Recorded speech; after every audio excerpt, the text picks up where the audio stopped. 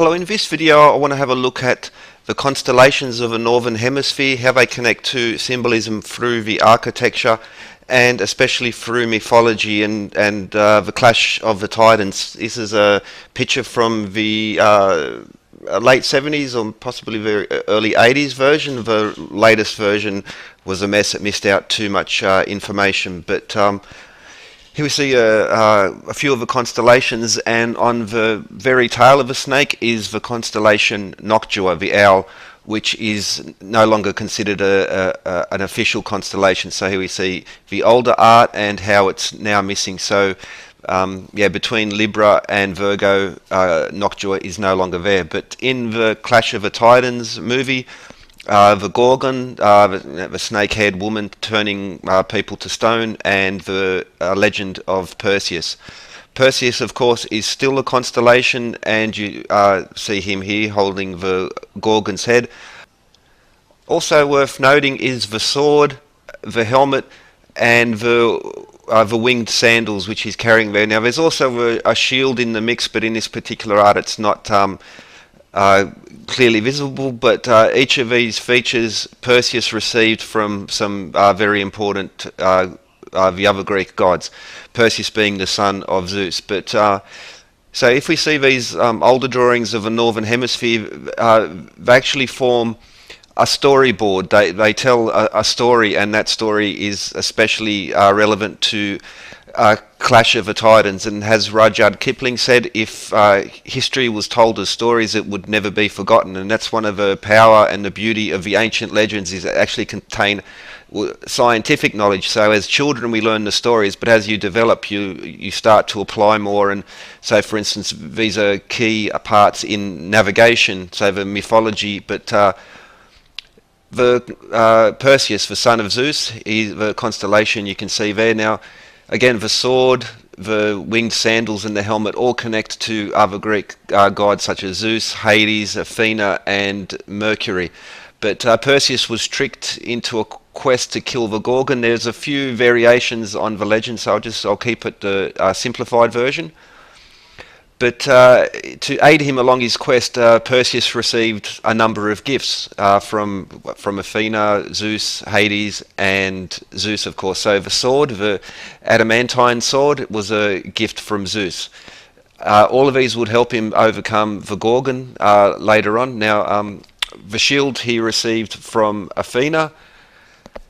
The winged sandals he received from Hermes. They enabled him to fly. Most people might think Perseus the flying horse, but Pegasus the flying horse, but that only come after he killed the Gorgon. And the helmet from Hades, helmet of invincibility. It might be worth going into explaining how the Gorgon, or Medusa, was cursed with the snakes in her hair turning men to stone. It was due to Athena. Now, Medusa was originally a beautiful mortal woman, but she slept with Poseidon or Neptune in the sacred temple. This enraged Athena, and so Medusa was cursed. I'll go into Sydney in much more detail at the end, but the Athena statue, a gift from the people of Athens in the year 2000. The sash has, again, the Medusa symbolism on the Athena, and also the State Bank building has the Doric, Ionic, and Corinthian columns. So yeah, these are nice connections back to Greece. But to continue with the legend of Perseus, Perseus was able to kill the Gorgon Medusa without looking at her, by using the reflection of a shield given to him by Athena.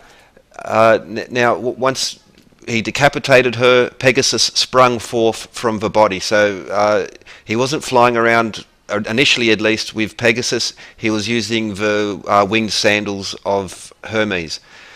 And so then he began his journey home. But during this time, Cepheus and Cassiopeia, kings and queens, they had made a boast that Cassiopeia was more beautiful than the Nereids of Poseidon, Neptune. a curse was put on them, and the sea creature was going to destroy the city, and so Andromeda was chained to a rock and offered in sacrifice. Now, another couple constellations connecting directly to that, and especially to Poseidon and Neptune, is Delphinus. Delphinus, the dolphin. Initially, Neptune was trying to propose to Amphitrite, but she ran away, and the dolphin Delphinus found her and brought her back to Poseidon. In rewards, he was placed in the stars. Now, Poseidon's also the patron god of horse racing, and so we have the constellation Aquarius right next to each other. So you start to see how all these constellations actually connect through myth and legend, Greco-Roman gods especially. And yeah, so Poseidon had sent the sea creature Cetus, and it was going to destroy the city, and so Andromeda was chained to the wall to try and avert destruction for the city, after Cassiopeia had been said to be more beautiful than Nereid. So another graphic, so you can, Neptune's chariot is drawn by the seahorses, and also Delphinus the dolphins will be riding out in front. So it's one of the standard images. Now the Poseidon, offended by Cepheus and Cassiopeia's claim, he sent the sea monster Cetus in punishment, and so again the constellation Cetus connects, and it starts to, these legends start to create the star chart, literally. So a story becomes a star chart. Now, Andromeda was chained to the rock. Perseus was on his way home. He still had the severed head, and he come across Andromeda chained to the rock and become enamored to her and decided to save her. And he did that by killing the sea monster by using the severed head, which turns things to stone. So that's another classic piece of artwork. But again, the constellation shows him still holding Medusa's head, and the sea monster Cetus, which had been sent by Poseidon. So then Perseus and Andromeda were married, and they founded the Perseid dynasty of Mycenae. Perseid meteor showers is another nice connection with astronomical events in the skies. But now if we go to Charlston, West Virginia, and have a look at the Capitol building there, and this is just one example. It's like it's one of these standards in the buildings around important buildings around the world. At the end, I'm going to go through Sydney and show how throughout Sydney, all these connect. But on the doorways, Greco-Roman gods are placed above the doorways. Inside, there's also more subtle symbolism. For instance, this corbel, which it's one of a standard in decoration, but that's actually a connection to Delphinus as well. But here in this card, we see the dome close up, and the four doorway entrances. How each of these have three of the gods amongst them. For instance, Zeus, Athena, Ceres. So now we have a close-up, and you'll see this template here is actually one which, again, goes around the world, and it might be a bit stylized, but you'll find that, for instance, when we compare it to a plaque that's on the Palais de Justice in Brussels in Belgium, thanks to Ninth Heretic for providing the photo, we see more clearly the helmet, the bubo, the owl, but beginning with the Gorgon. So again, that's the legend of Perseus begins, of course, with the Gorgon's an important part. Now, during Perseus's quest, Zeus ordered Athena to send him her owl, Bubo, to assist. Athena, wisdom, and the owl being also an ancient symbol of wisdom. Athena didn't want to be parted with her owl, so she asked Vulcan, or Hephaestus, the god of fire, to make a mechanical copy. And in the original film, we see it was included. In the newer film, they excluded this part, but Athena and wisdom symbolism. Also on the QVB building, we'll see on the York Street side, hidden is the owl. We can also see the same symbolism in Washington, with Columbia protecting science and industry on the Smithsonian Arts and Industries building. It's across the world, but just have a few examples. And Staying in America, in Rochester, the Rush Reese Library, we have Athena. The shield being, as with the earlier photo from Sydney, but the shield and Athena being classic examples. But also here we can see the zodiac, also featuring the owl just over there. I've got a little marker there to indicate it. Also staying in Rochester, we have a sculpture of Mercury, and only seen from the top, but you can see how he's standing on Medusa. So this is on a building top. Only some people would have access to this picture. But again, the same symbols going over. And in a couple of videos ago, I discussed Eduardo Paolozzi and Vulcan and Cyclops. Vulcan made the owl using the Cyclops as his assistant. So Bubo in Belgium, Bubo in the Charlston, West Virginia Capitol building, but it carries on. So even the helmet there, the helmet of Hades, the god of the underworld, some Pluto or Orcus as well, and the sword. So they're a little bit concealed, but we see the sword handles, adamantine sword given to Perseus by Zeus. So this Perseus legend also, Poseidon was the one who sent Cetus, the sea creature, which was causing the trouble regarding Andromeda. We see even the trident there. So this symbolism is clearly very important. Now, staying on the Capitol building in West Virginia, each of the doorways has these busts of various Greek gods, and we can again, in a second we'll go through those, but again, connecting to Delphinus, the dolphin. So these corbels, this design, you'll find that it's a cunning way of hiding this the Delphinus symbolism, which connects to Neptune, and once again a connection to Perseus. But over to Brussels and in Waranda Park, we see there's a baby Hermes, again the Diana, the moon goddess, or Artemis. And just across the street is the pediment there, which has the Athena, Zeus, and even the sun rays of Apollo. So these are the sort of hidden in plain sight, but they have very strong connections to the constellations and also the legend of Perseus. And this mythology contains a lot of information, many layers. But so here we have the family tree, and using the West Virginia Capitol building as an example, one of the busts on the doorway is Zeus. His brother Poseidon or Neptune is also there, and Hades, of course, on the dome. We had the helmet of Hades. Again, these are all connected straight back to the mythology of Perseus. Also Demeter or Ceres, basically the agriculture goddess, to do especially with agriculture, and Hestia, which was the goddess of the household, especially the goddess of the hearth. So the fire inside the home had to do with Hestia.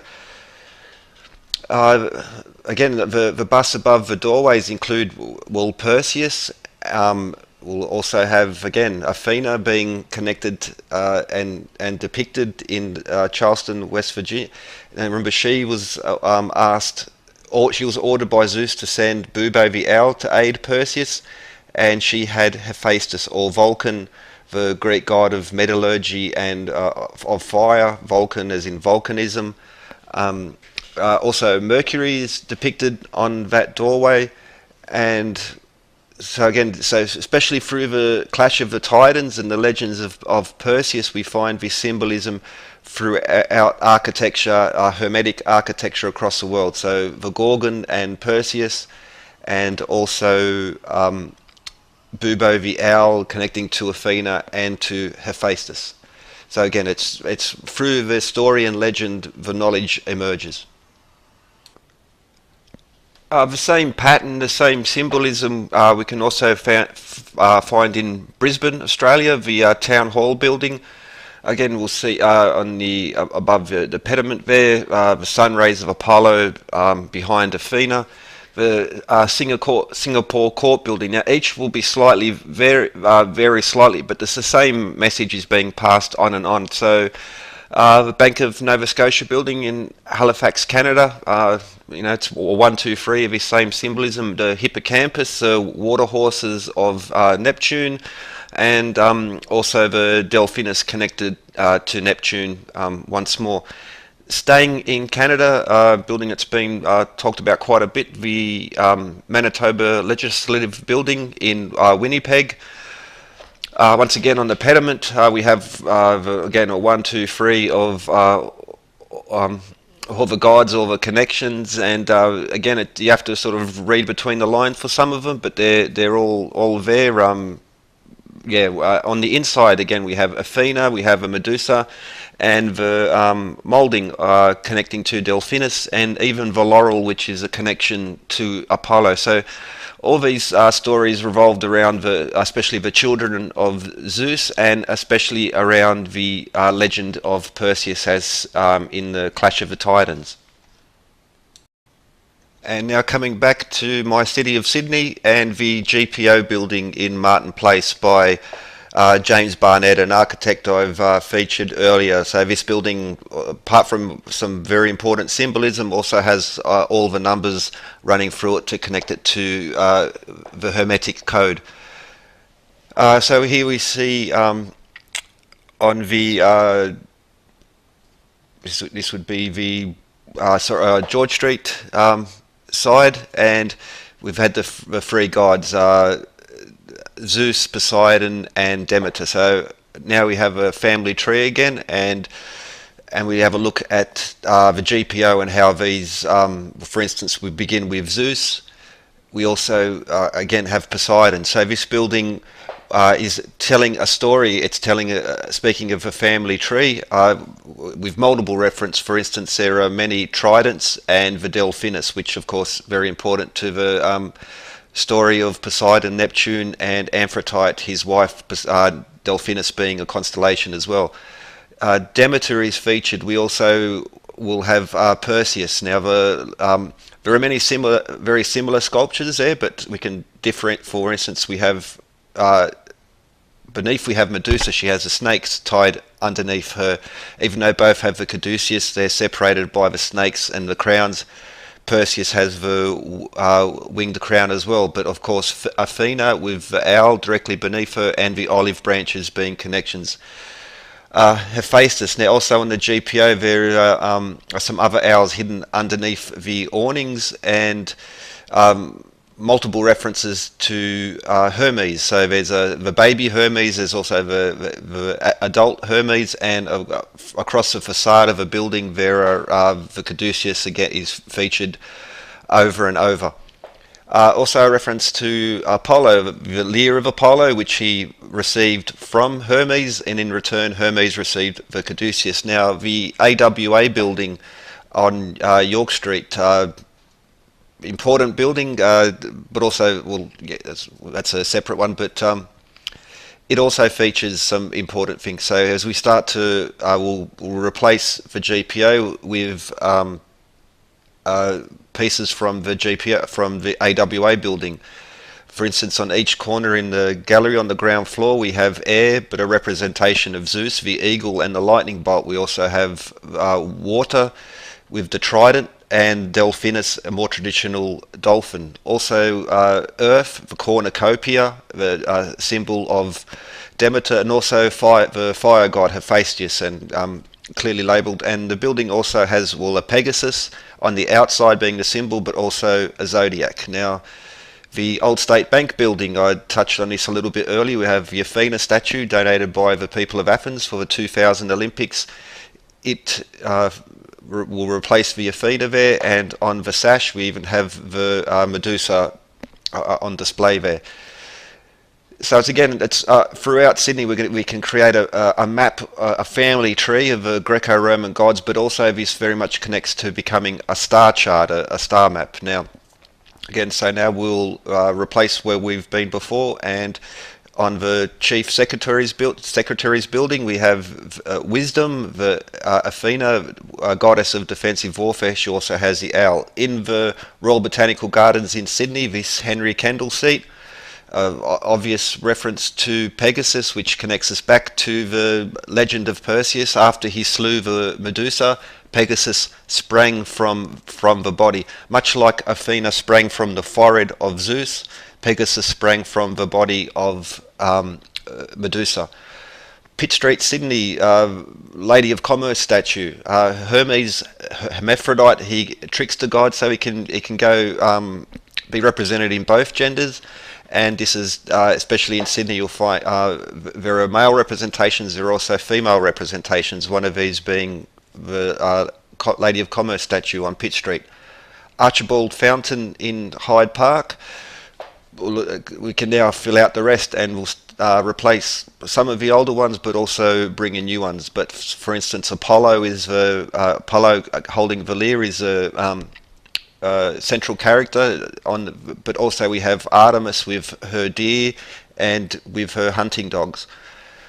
Also we have Aristaeus, the god of beekeeping, so it's beehives is also connected to him, another very esoteric symbol that's repeated over. And also in the Archibald Fountain, we don't have a traditional Hermes, we have the tortoise being a representation of Hermes. The lyre of Apollo was made with tortoiseshell. The British Medical Association building on Macquarie Street, there are multiple, we'll see in a moment. And the shields there, the single snake around the rod is a symbol of Asclepius, the god of healing. And Asclepion was a hospital in Greco-Roman times. And now the Captain Arthur Phillip Fountain in the Royal Botanic Gardens.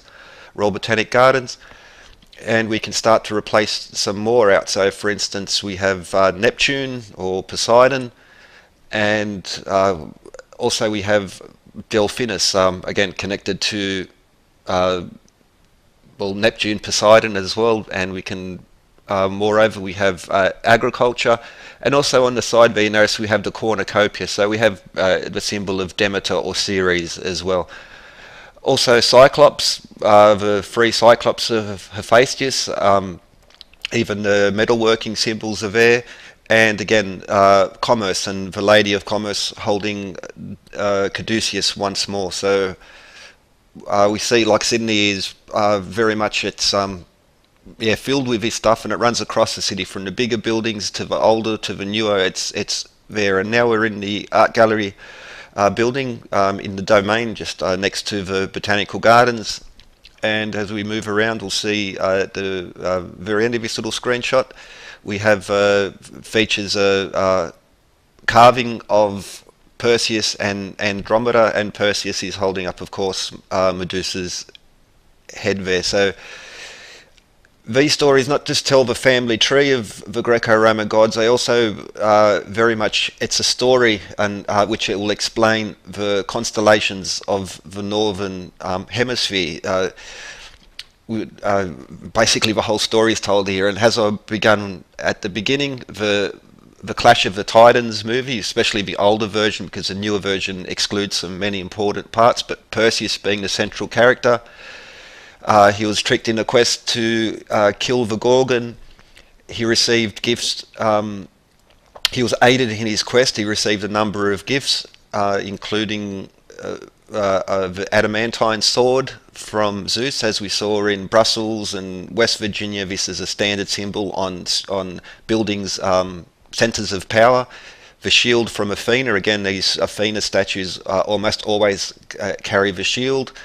The winged sandals of Hermes, which allowed him to fly, the helmet of invincibility from Hades, and Pegasus sprung forth from the Gorgon's body. So, and Bubo the owl, but on his way home, Cepheus and Cassiopeia, they had angered Neptune, and he sent the sea creature Cetus, the sea monster, and they were the parents of Andromeda, who put her as a sacrifice by tying her to a rock, hoping to appease Neptune. But also Neptune's connected to Delphinus and Aquilius, also constellations, and again constellations connected back through the legend of Perseus. So the constellation Cetus being the sea monster that Perseus slew, using the severed head of Medusa. Again, Athena, Medusa, Perseus, and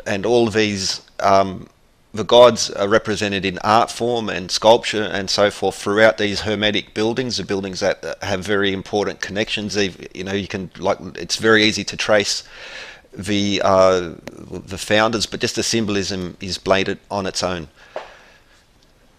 Another series of connections related directly to, well, the legends of Perseus and the mythology, and the mythology has a star chart, has levels and layers of knowledge. Again, this the concept of Hermeticism and esoteric and occult being about hidden knowledge based around layers. But in the journey of Perseus, of course, Bubo the owl, sent from Athena, was an important part of the legend. Now, again, the recent movie excluded that, much to not a good idea on their choosing, not a good choice. But anyway, on the tip of the tail here we see Noctua the owl. Now, Noctua is no longer an official constellation, but right next to Noctua the owl, I've marked out, we can see Corvus, Crater, and they're all sitting along a snake. Now, that's very important because it connects to Apollo. So Corvus was the servant bird of Apollo. Apollo sent Corvus out to bring him a cup of water, hence Crater, also a connection to the Holy Grail. But Corvus took his time and dawdled, and when he arrived back late, he brought with a water snake and blamed the snake on his lateness. Now, Apollo saw through his lies, and as a punishment cast him into the heavens, and that's the reason why Corvus, the cup, and the snake are there together. Interesting connection, again, back to Noctua the owl or Bubo the owl. Okay, now we're going to go into a rather strange area, but regarding astronomy, the constellations, and ancient legend, and how they connect to Hermeticism through the practice of alchemy. Alchemy is essentially it is chemistry. There was basically, when the Royal Society come along, there's a divide, pre and post alchemy. But the early chemistry period followed things such as phlogiston theory and a whole bunch of other things which are a pseudo-scientific, to use that term, as what alchemy is. So it's got rather a bad name, and it's it's connected with pseudoscience, but it's very hard to disconnect the origins of chemistry from alchemy. Now, one of the main points about alchemy is the whole thing about turning base metals or lead into gold. Now, only recently some people who will have commented that modern science has proven that that base metals cannot be turned into gold, when in fact they can. Modern science has actually proven that, and chemistry people should at least follow up, be up to date. And although it's prohibitively expensive, it costs a lot more to do than what the value that comes out of it. So there's no profit to be made from it. But the whole thing about turning lead into gold being impossible is an outdated. That's a mythology. That's pseudoscientific for one thing. I'm not saying that they had particle accelerators back in those days, but it can be done, and perhaps there was a method to do it that didn't require particle accelerators. Chemistry is always finding new methods of doing things, and you need to keep that in mind. So let's go back to some old important alchemical points from history, and for one, the stained glass at Chartres Cathedral and the Iron Pillar of Delhi. Both these sites have very interesting alchemical mysteries connected to them. For instance, the glass at Chartres Cathedral, even in low light, seems to like shine through. It's still a mystery to modern day how they can be done. Especially like glasswork, metallurgy from ancient times, a lot of mystery still connected to them, and we're only sort of uncovering and beginning to understand those. For instance, Damascus steel, arsenic use in Greek metallurgy, but another classic example is the iron pillar of Delhi. One very important point is at the top of the pillar before the capital is exactly 1 foot in diameter. So that's another connection where this supposedly recently modern foot are actually lots of evidence that it's in ancient times. But the iron pillar of Delhi is at least 1600 years old, and it's full of impurities, but it does not rust. It's still a mystery that even modern science cannot understand. Consider also like things like the Great Pyramid, and the ancients clearly had some, maybe not technology, but they had some techniques using simple tools to do amazing things. So yeah, the mystery and the wonder of alchemy, still persists. It still lingers, and it's found across the world. Tracing boards. I've a couple episodes before I went into the math and the symbolism within the tracing boards and how they're quite exquisite. Now, the tracing board I was using as a base, but also another one, the one on the right, have these astronomical symbols. Now, these astronomical symbols are also used as alchemical symbols to describe elements. For instance, Mars or male is iron, female Venus, female is copper, and the mercurial symbol, Mercury being hermaphroditic, is also the element of Mercury. There's also an element of poeticism in this. Now consider male being hard and unyielding, as with iron, as where and quite ugly, but copper is beautiful, and it's soft and wielding. So the male and the female seem to match this quite well. Now also the enigma of Mercury, and it's such a strange element. It's freezing and boiling points, for instance, and the enigma of Hermetic arts and Hermes. So there's always like a level of philosophy, of poeticism, of art, even in these ancient sciences. Jebir ibn Hayam, known to the west as Geber, that's where we get the word gibberish comes from, which is sort of something that's been attached to, I think, purposefully to pollute and discourage, perhaps. Though whatever the reason for that, the tools and the methods of ancient alchemy are very much still the fundamental tools of chemistry. Now, an interesting point about Geber was the 112 books and also his writings regarding the Emerald Tablet. Now 112 seems to be one of these numbers, these themes that seem to be running throughout ancient or the older alchemical schools, to do also with the, you have the 4 basic elements, but you have 112 variations on that. Interesting connection with that is the rose windows in Chartres Cathedral are the same size as the Labyrinth, and the Labyrinth has 112 cogs around it.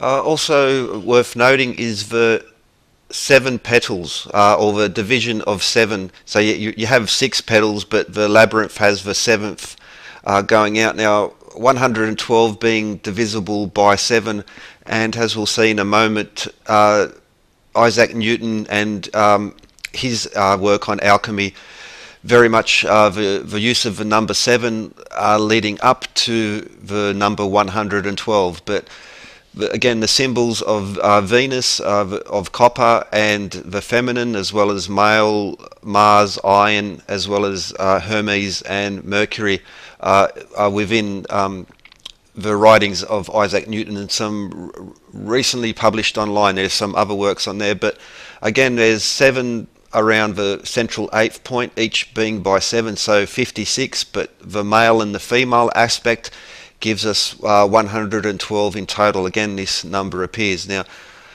in the Vesica Pisces, 265 over 153 is the square root of 3, but 265 minus 153 is 112.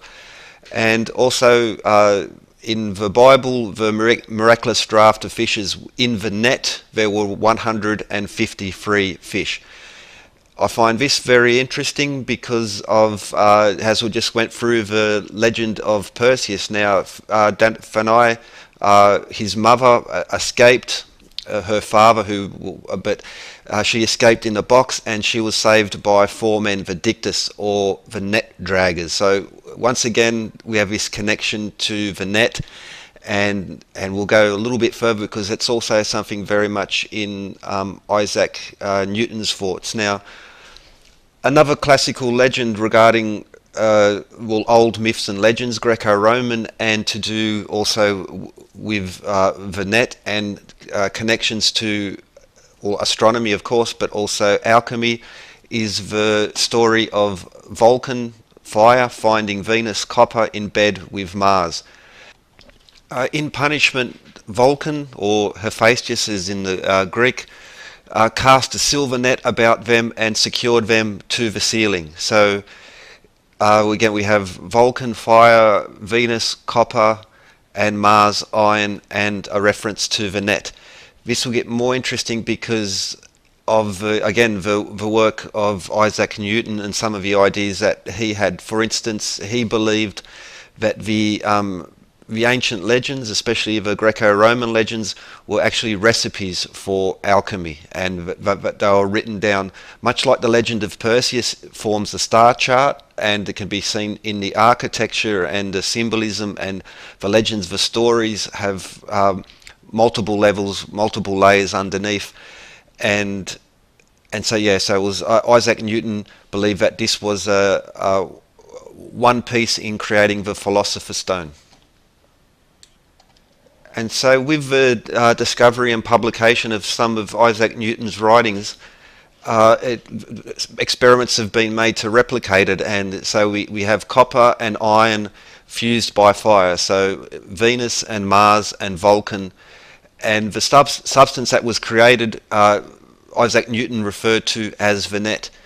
And as you can see the sample there, it's dark as in the sky, but there's a silver veins running through it, very net-like. And I find this very interesting. Now, I'll put a link to a Nova special, and I'll try and find the link to the Newton's writings have been made available, or at least parts of them have been made available online. So if anyone wants to pursue that and look into it further, you'll be able to find the links in the description.